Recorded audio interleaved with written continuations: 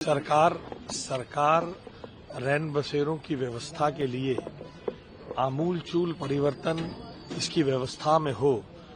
दिल्ली में जितने भी रैन बसेरे चलते हैं उनकी व्यवस्था और बेहतर हो।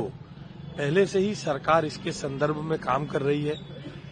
इसकी बहुत अच्छी व्यवस्था खड़ी हो जाए, इसके लिए नए टेंडर्स के लिए काम चल रहा है। ये दुर्भाग्यपूर्ण घटना यहाँ कुली कैंप में हुई है। हमारे विधायक श्री अनिल शर्मा कल रात से ही यहाँ दुखी परिवारों को सांत्वना देने के लिए वो रात से हैं। मुख्यमंत्री जी ने यहाँ की व्यवस्थाओं को देखने के लिए, कारणों को जांचने के लिए मुझे निर्देश दिया कि मैं यहाँ आऊं। हम लोग सब मिलकर मुख्यमंत्री जी के नेतृत्व में इन सब व्यवस्थाओं को ठीक करने के लिए चिंतित हैं। आगे ये दुर्भाग्यपूर्ण हादसा ना हो, इसके संदर्भ में जैसा मैंने आपको पहले बताया, इसकी रखरखाव और बेहतर हो, इसके लिए एजेंसीज और बेहतर चाक चौबंद रहें, इसके लिए हम काम कर रहे हैं। और जो इसमें जिन्होंने अपना जान गंवाई है, सरकार उनको योग्य मदद देने के प्रावधानों को जांच रही है, उनको योग्य मदद देगी। और मैं आप सबको ये आश्वस्त करना चाहता हूं कि ऐसा दुखद हादसा दिल्ली सरकार दोबारा नहीं होने देगी। ये एक एक्सीडेंट हुआ है, हम इसके प्रति बहुत संवेदनशीलता से जांच भी कर रहे हैं और बाकी रैन बसेरों में इसके सुधार के लिए भी काम कर रहे हैं।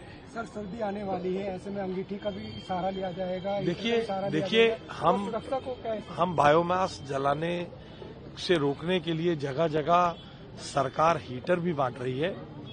हम सब जगह हीटर भी दे रहे हैं और जहां जो हम टेंट में रैन बसेरे बनाएंगे वहां कोई अंगीठी न जले, वो प्रॉपर लोगों को पास साधन मिले।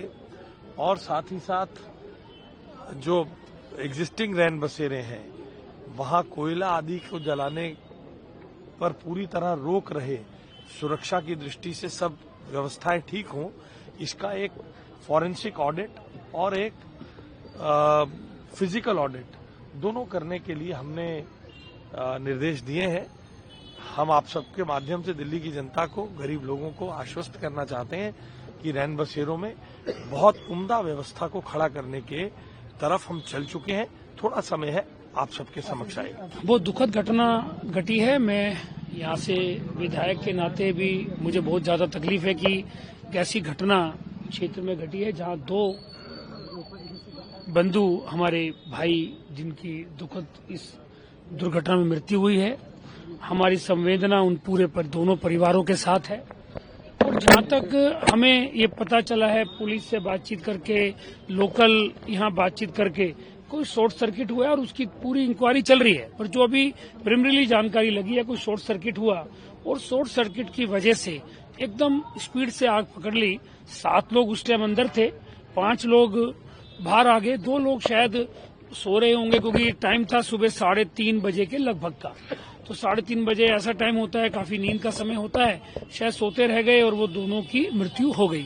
और पुलिस के ऑफिसर से जैसे बातचीत हुई है तो वैसे तो क्लेमेंट पहले 3 थे, अब 2 ही बचे हैं, परंतु उनकी पहचान नहीं हो पा रही है। पूरी तरीके से उनकी बॉडी जैसे जल गई है।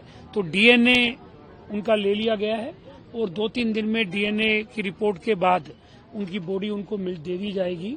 और साथ ही माननीय मुख्यमंत्री जी ने कल ही आदरणीय डीएम साहब को और आदरणीय मंत्री जी अभी स्वयं होके गए हैं, उनको डायरेक्शन दे दी थी।